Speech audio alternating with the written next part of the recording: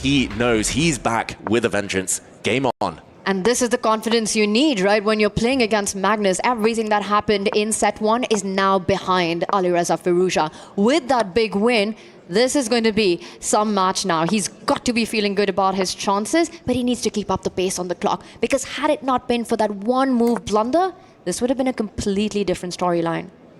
Now Magnus reacts to that shock, to that disappointment by playing a very ambitious opening. Magnus with white has played into one of the main lines of the Semi-Slav defense. White has fianchettoed his bishop, but it's a gambit. The gambit accepted by Alireza Firouzja, who's captured on c4 and hopes to maintain that pawn phalanx there. He's up a pawn, he develops his bishop. Magnus needs to play very energetically to compensate. But I like this because these are the kind of positions that get super complicated in the middle game, you know, where black does have the extra pawn and white plays for a big center, for piece activity and domination of trying to make sure that Alireza's pieces do not get into development. This last move makes Alireza push the B pawn and the C pawn as well moving forward. Looks extremely strong, but the base of that chain will be targeted by Magnus with A3. This is such high-risk strategy for Magnus Carlsen. High reward as well, since black isn't fully developed. But if he cannot strike in the next few moves, Magnus, he's going to regret allowing black this beautiful protected passed pawn formation. Alireza, he smells weakness and he's going for it here. It's very rare that we see a pass pawn on the third rank for black this early on in a game. Obviously, we're still quite early on here, and I'm sure positions like this have been studied a fair bit before. We're very much in the opening, but that's got to be really uncomfortable. Especially after what just happened, you know, and Magnus does not want to take this to a third set. No. He wants to get this done this time, but for that, he needs to find a chance to get a win in. Only 3 more games remain for Alireza to neutralize this match, to equalize the match and force that tiebreaker set. And what he's done so far, you know, it shows that he doesn't want to play KG anymore. The confidence he needed, it's in the bag. That's interesting as well, isn't it? Because with the confidence there, it's a weird situation where 3 draws actually gets Alireza the second set. But I don't think anybody here or on the analyst desk or in the audience or anywhere are betting that Alireza wants to play safe and get 3 safe draws. That is not going to happen, right? That's just not his brand of chess. It's not where he excels, and he wants to show us more of what just got him that victory in game number 1. Exactly. He has fully woken up Alireza, and I love this change in strategy from him. Rather than just try to defend stoically, solidly as black and allow Magnus to try and grind him down, he's gone for one of the most ambitious variations you can play against these queen's pawn openings. Magnus now pausing. It feels like both players are freestyling somewhat, just judging by the clock. This is the first time Alireza has been up on time at the 12 move mark in any game so far. That must be fantastic news for him. Absolutely. And Alireza, he still has an extra pawn on the board, and that's a big pawn on c3. So for Magnus, he has to find a way to prove this opening idea that he went with. It's still a long way to go. The play often revolves around the squares the white knights have, the b6 point, the c5 point. At some moment, Magnus might try to win a bishop pair in the position to prove that compensation, and that bishop on g2. Make sure that the knight on b8 does not come out in the game, at least for some time. Alireza pausing to recapture with the pawn is maybe high risk, but it's also very, very high reward in this scenario. To take back with your bishop would get you closer to castling, but your passed pawn on c3 will probably drop in the near future. So I'm expecting this move is at least the move he wants to play from Firouzja. It's also his style. But the fact that he's slowed down, you know, this is what we've been seeing this whole match, just his time management. It almost feels a player whose biggest forte is his intuition, his instincts. Somehow he's not being able to trust them.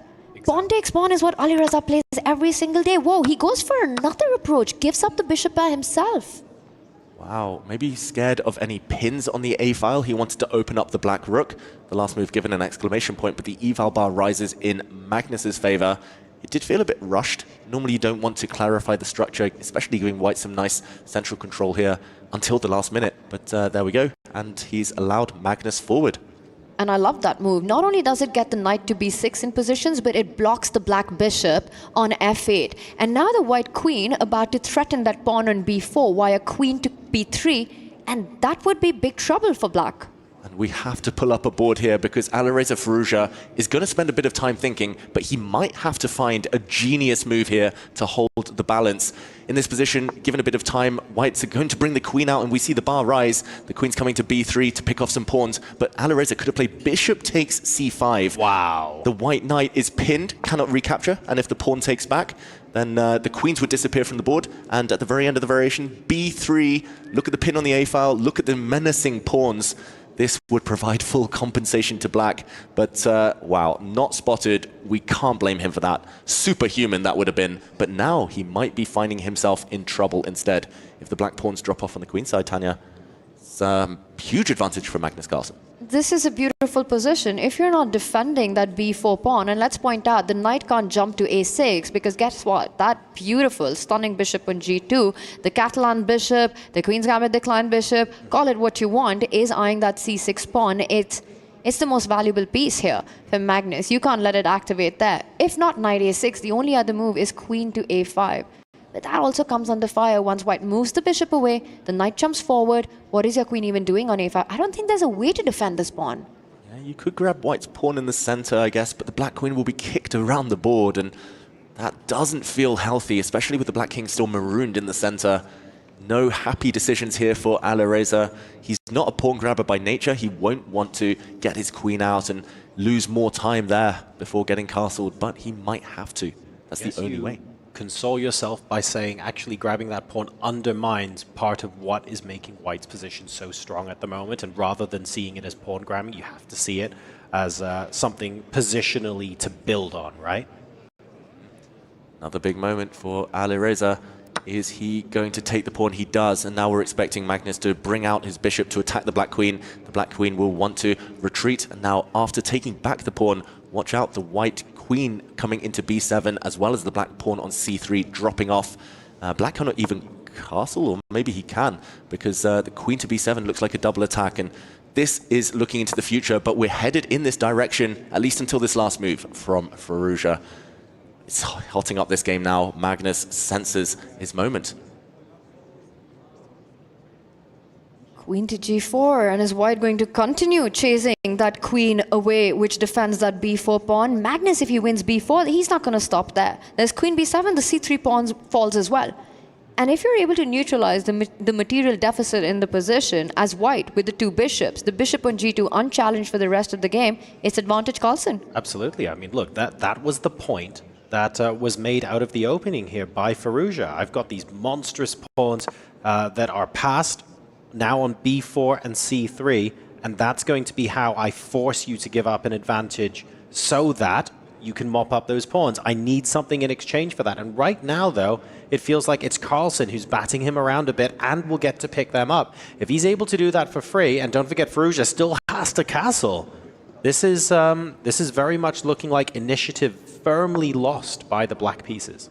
Yeah, just to point out, the black queen could not have taken a pawn on e2, as the white knight would have jumped back, taking a pawn, hitting the queen, and opening up a line towards the black rook. So there was a poisoned pawn in that position, and Magnus, talking of pawns, goes munching. The first of black's pawns drops. Now he has to castle Firouzja. Unthinkable to do anything else. The black king needed to run to safety before it was too late. And can Magnus do more than just regain the material he gave up earlier? Well, the one idea is the double attack that we earlier pointed out, queen to b7, but there is a defensive resource there. The black knight coming to d7, connecting the two rooks, and also making sure queen takes bishop isn't possible, and that's why maybe it does not work just in time there. So Magnus, with a lot of choices here, he could take the pawn back on c3, he could infiltrate with his own queen, or will he find some activity against black's offside queen on the right side of the board? He does take the pawn back, inviting a trade of rooks. Rook takes rook, on Magnus's term, will give him the a-file. It's the first time in 15 moves that we've got level material again. It's crazy, these sacrifices, such long-term ideas by these top players, and ultimately Magnus emerges with a very small advantage. Yeah, to be fair, when you compare the pieces, you go, well, actually, now that Firouzja's played knight bd7, The knights are on reasonable squares. The bishop is at least pointing towards the c5 pawn, which is a bit of a menace, but it's doing something useful. You can see the knight potentially coming into d5, but take a look at the bishop here from Magnus. The piece activity just feels a little bit stronger for white, and it feels like white has some more options. Not necessarily a winning position or anything like that, but it feels easier to play. Easier to play, and Alireza pauses before moving the rook in the corner that's attacked. He does ultimately shift it and attack the white queen.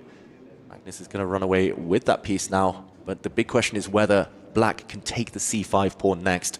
If he restores the material balance, makes sure that it's only pawns on one flank, then Firouzja should be out of danger. Well, there's also another pawn hanging on the board, the h3 one. Let's not forget about that. He's threatening c5, queen takes pawn as well, with some ideas of the knight jumping forward, maybe putting some pressure on Magnus's king. With this move, rook b8, first asking a question to Magnus's queen, where does he run?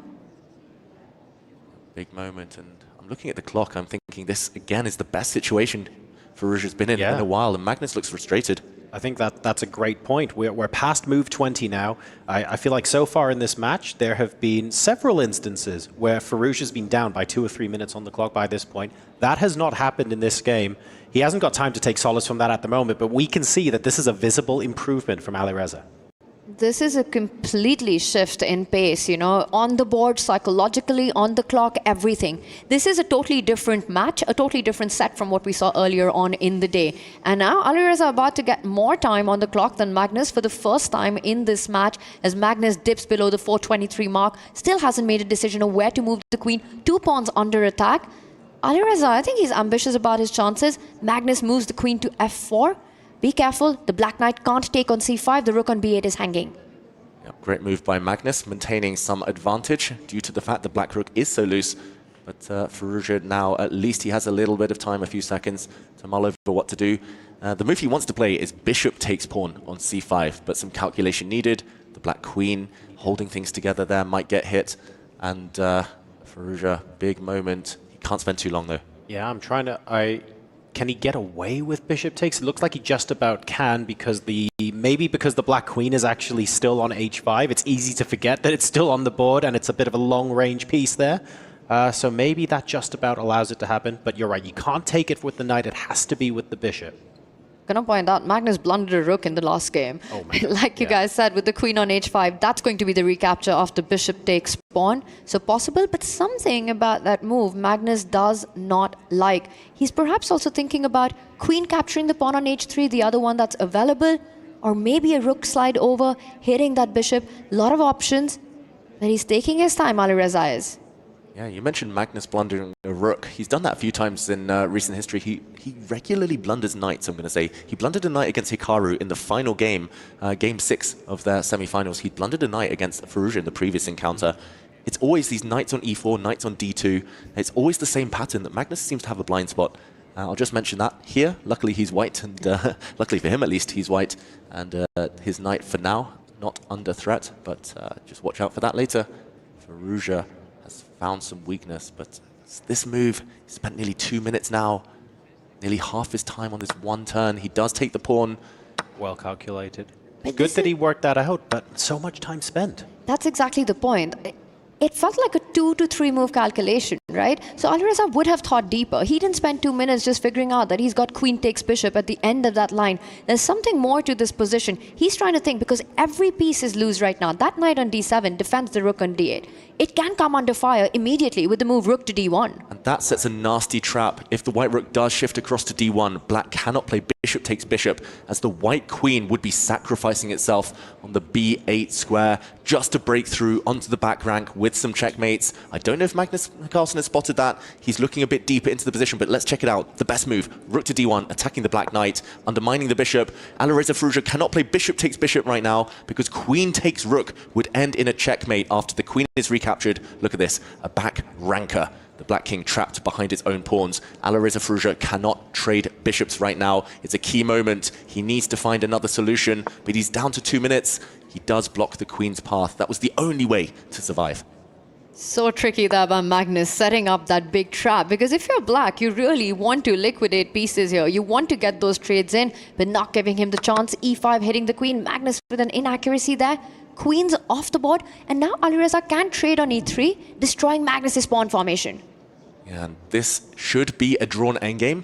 It's going to be bishop takes bishop. White's going to take the knight, the black knight. But rook and knight versus rook and bishop. Pawns are only on one flank of the board, only on one side. Knights are better than bishops.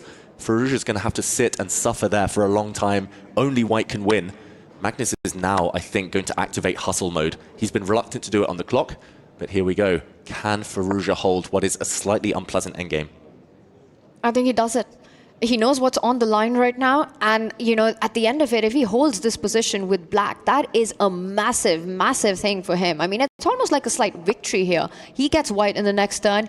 Alireza, he pushes the g-pawn, tying down black's kingside. 3 pawns there. Bishop moves backwards. The knight's about to move forward. He first brings the king into the game. Magnus grabbing space there with that pawn move to g5 to begin with, and he's going to start grinding, gets the pestle and mortar out. We've seen Magnus do this time and time and time again, but will he be able to convert something against what appears to be a little bit of a rejuvenated Firouzja? We've seen him pull out some unbelievable magic tricks in the last game, showing us some of his fantastic skill. We've also seen flashes of him breaking out of shall we say, the time-draining funk that he's been in, but there were still flashes of that where he did use a minute or two in the late middle game. But he is getting better at it, and you can feel the confidence starting to grow. There we go, it's bullet time. The clock turns red for Firouzja. He needs to act quick. The white king is stepping up the board. This is what Magnus Carlsen calls anti-young player chess. He's killed the chance of white losing this game now. It's a race against the clock. Firouzja can't clarify the board though. He has no active plans as white steps forward. And that's because of that 1 pawn on g5. It clamps down on those 3 pawns on f7, g7, h7. Any move by either of these pawns would lend black a huge weakness to deal with. Magnus, meanwhile, can jump around the board with his knight, now about to target the e5 pawn, defended by the bishop, but the knight comes further into the game, hitting the rook and the black f7 pawn, knight d6 in the air. Knight is coming in, the white rook lands on the 7th rank first, followed by its knight. Black is in full defensive mode, all backs to the wall here. Firouzja needs to break out, he's got 40 seconds, you cannot sit still and do nothing anymore. Magnus will just bide time and go for you. And there we go, he does trade pawns. Here he needs to start trading rooks. Firouzja, he needs to get everything off the board within his last 30 seconds. We're going to see another race against the clock, but a totally different scenario this time, when it's going to be difficult to force Magnus Carlsen to blunder. And this time, Magnus is going for Firouzja's clock. He's down in this set. He has to maximize his chances. He's not going to shy away from flagging him anymore in this match. Magnus needs to make some quick moves. He has a 2-minute time advantage. It's going to be so difficult for Firouzja here. The black rook was almost trapped, creating some luft there, some escape squares. Black king shuffling. Magnus is pushing pawns. Black rook forced back. Still so unpleasant here, Tanya. The white knight dominates the bishop. And no more pawns can be traded. And look at that. Magnus Carlsen, he wins a pawn, the first big advantage. He's converted his strategic points into a material advantage. Here we go, Firouzja creating some counterplay, hitting the white knight, which has to be defended now by the king or the rook. 1 pawn up, but it's not about the clock, about the pawns here. It's about the clock. Keep an eye on the red on your screens. Alireza Firouzja needs that fire, needs the speed. He does, but will that even be enough with 11 seconds? And Magnus just playing this on endlessly, gives a check, drives the black king away. Magnus Carlsen winning now. He's trapped the bishop, and Alireza knows he resigns. Magnus Carlsen back in set 2. Resignation, there we go, with 8 seconds left to go. The speed was incredible. The number of moves that were played in the last 30 seconds of that game, formidable, but not enough to stop the tide that is world #1, Magnus Carlsen. He fights back, and set 2 is now level at 1 apiece.